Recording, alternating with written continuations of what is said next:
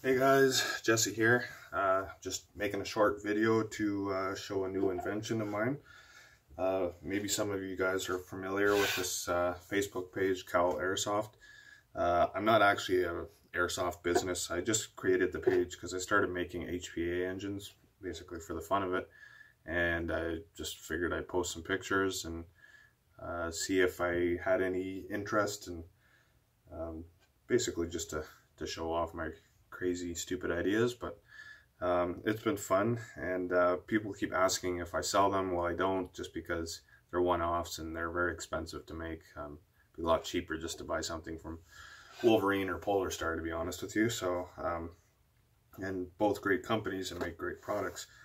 I had another idea. I was trying to align a engine in this G&G SR25 I had, and it was just working terribly. The upper and lower were very loose, and because the HPA engine in these guns, in every AG is attached to the lower because it's in the gearbox, it doesn't always line up with the hop-up, which is attached to the upper receiver in a M4 or SR25 type build. They're very great systems when your HPA unit and the nozzle is perfectly aligned with the hop-up, then they work great. But if it's not, and either you have a little wiggle or it's just not properly aligned, they're very inaccurate, and so that's kind of a problem.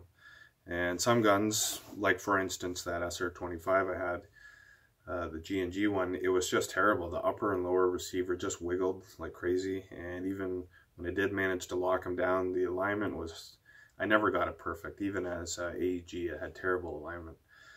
And it's not that G&G makes terrible guns, but it's just they make toys. I shouldn't expect it to be military grade. No airsoft gun is really military grade. It's made out of cast metal, cheap metal, and it's cast hundreds of thousands of times. So the HPA units, on the other hand, made by companies like Wolverine and Polar Star, they are CNC machined, and they are very precisely made.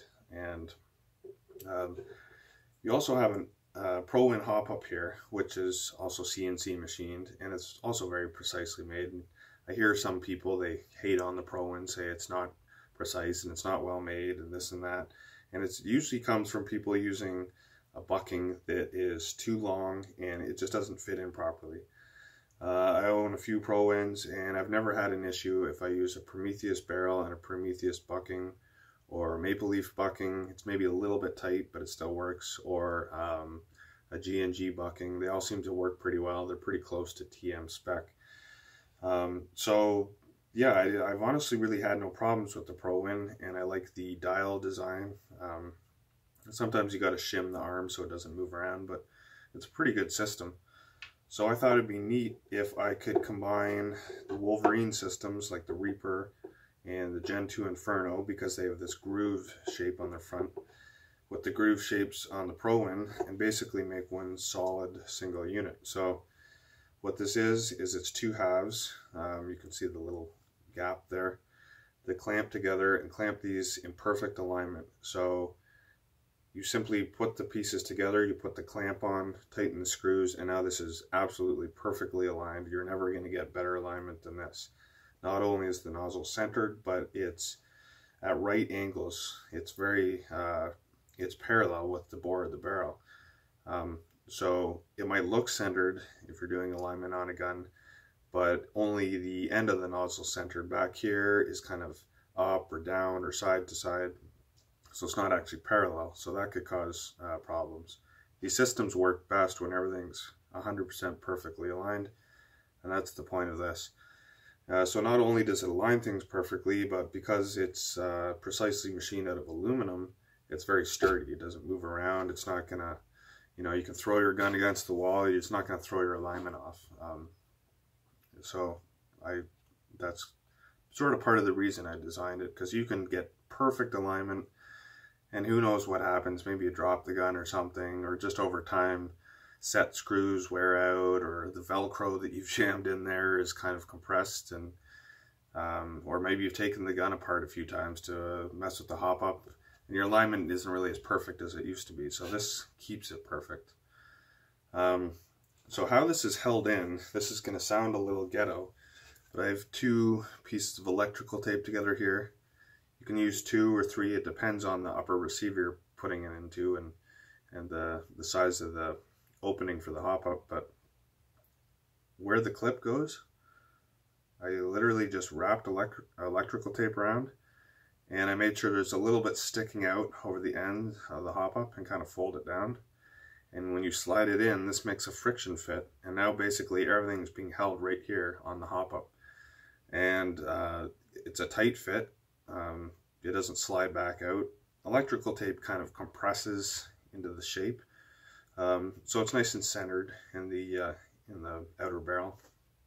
And there's no back force or back pressure because it's just an airsoft gun, so it doesn't want to shoot backwards. It sits in there, and there's more than enough friction to keep it from popping back, and it can't pop forward because it's, you know, sliding into the inner barrel.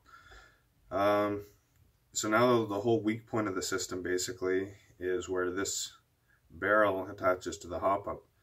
How the hop-up works is there's a brass spacer that goes between the inner barrel and the hop-up. These are not always precisely machined. Sometimes you get lucky and you get a good fit, and other times it's very loose, and mine happened to be loose. I tried a few, they're all pretty loose, and once again I wrapped electrical tape around the spacer. I cut off the excess. I left just enough that it was kind of curving over the end of the spacer, and then I carefully jammed it in there. It's a very tight, snug fit, and now this doesn't move around. So sure, this is holding it, but because your inner and outer barrel are a fairly tight fit, there's also going to be a little bit of force pushing down on this because of the weight of the engine, and you don't want the inner barrel becoming misaligned with the hop-up and the nozzle. And I've checked it plenty of times. When that spacer is tight in there, everything stays well lined.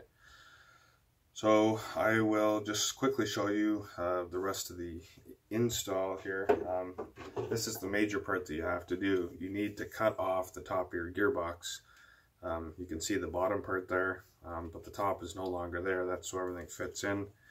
And this doesn't have to be a precise cut. I just put the gearbox in and put the little pin through here, so it was more or less held in place, and just traced a line with the Sharpie, the top of the lower here, and then went roughly a 1/4 inch from the back of the lower forward on the gearbox and traced a line straight down.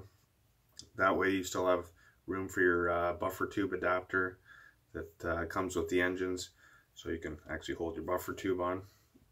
You can screw your hand grip into the bottom of the gearbox. Your electronics go down in here, replacing the contacts, so your trigger has something to work with. But everything else on top is useless, so it's simply trace a line and cut it off with a Dremel, toss it. And like I said, this doesn't have to be perfect. I filed this down a bit so there's no sharp burrs, but it's definitely not smooth. You just don't want this part of the gearbox contacting the engine when you put it together and throwing off alignment. So let's hit something like this, and this part never actually touches down here. So yeah, it doesn't take much precision. You put the gearbox in, trace it with a marker, and cut it off. So anyone with a Dremel and some safety glasses, hopefully, can do that. Mind you, now your gearbox is permanently modified. You're not going back to an AEG, but if you spent all this money on an HPA engine, you probably want it to work well. You don't care about going back to an AEG, is what I figured. I know I certainly, when I decided to put the Reaper in this M4, I didn't want to go back to an AEG. I know this is a good system if it's set up properly. Same with the Gen 2 Inferno, the Polar Star F2. I had a very similar design to it, so I don't own one, but I'm sure it works very well, just because I understand the concept of its design. And I am working on a clip that will work with the Polar Stars. They don't use the grooves like the Wolverine. They have a circular indent. So I'm working on a version for Polar Star as well. So you have your upper, you take your whole assembled unit, simply slide it into the upper like so. Now you see, now that it's in, it's pretty sturdy. It's not going to accidentally slide backwards and pop out. That's just the electrical tape that holds it there. So you keep it slid out a little bit. You take your lower, simply plug your wiring harness into your engine, just clips into the solenoid.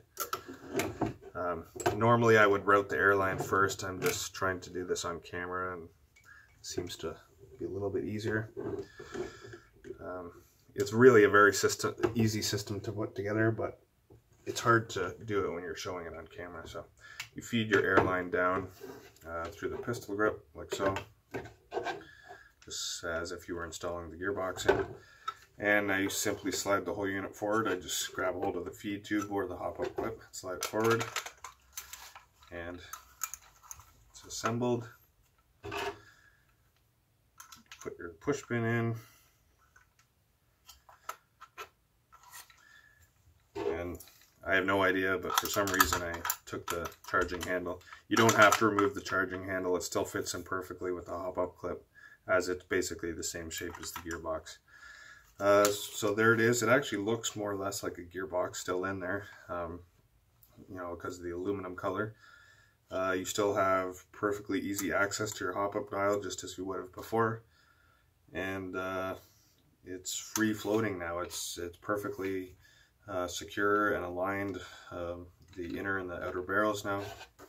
And your HPA engine is going to work as good as it possibly can with your hop-up setup. You still need to have a decent hop-up setup. If you're using the stock bucking, don't expect it to shoot like it's R-hopped, but as far as the alignment, you've taken that factor out of the equation now. It's no longer a variable.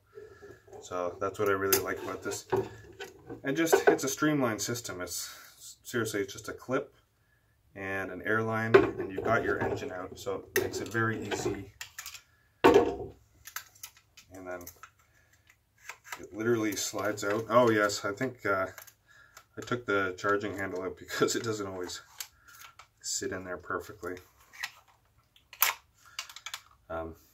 But this is a prototype. On the next version I won't even have this flange, so I won't have to worry about it catching on the charging handle the way a gearbox does. So yeah, you have very easy access to this. Now you can take your engine apart, lubricate, take a solenoid out and clean it if you have to. You don't have to take the whole gearbox apart. Plus, it's perfect alignment. I'll just quickly disassemble this so I can kind of show you what the piece looks like apart. I have these crappy little flathead screws. I think I'll probably switch to some nice little hex head screws. But for now, this is all I could get my hands on at the local hardware store.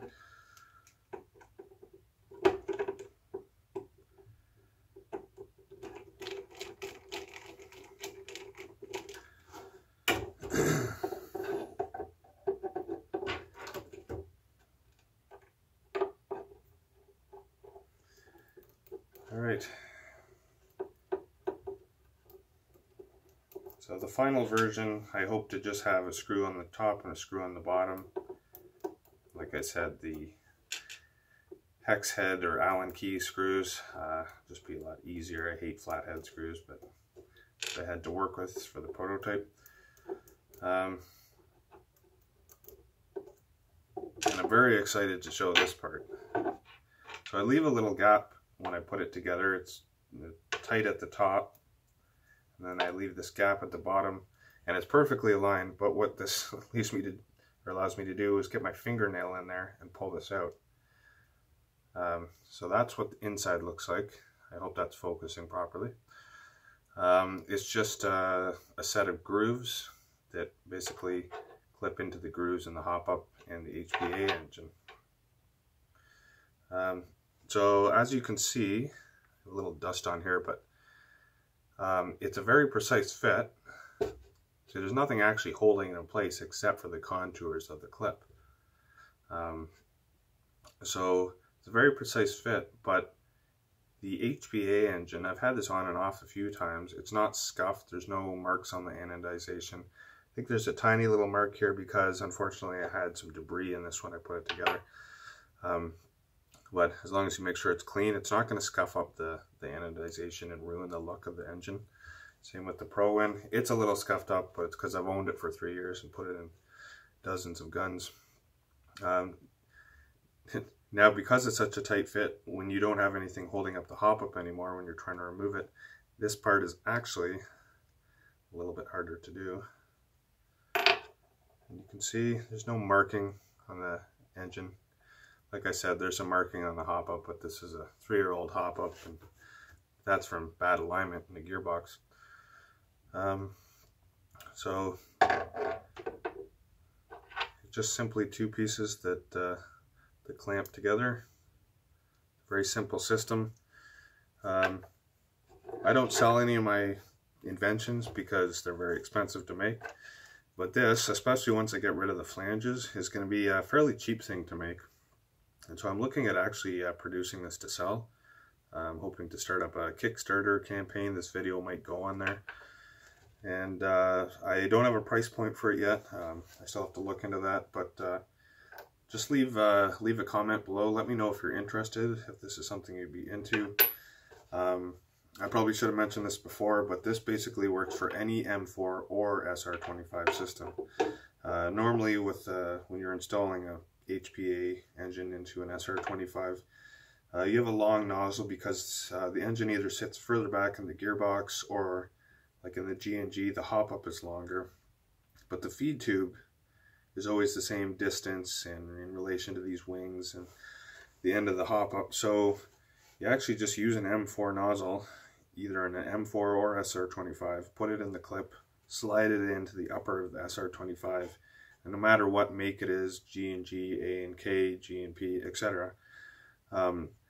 With the Prowin, the feed tube will slide into the right spot, and that's all that matters.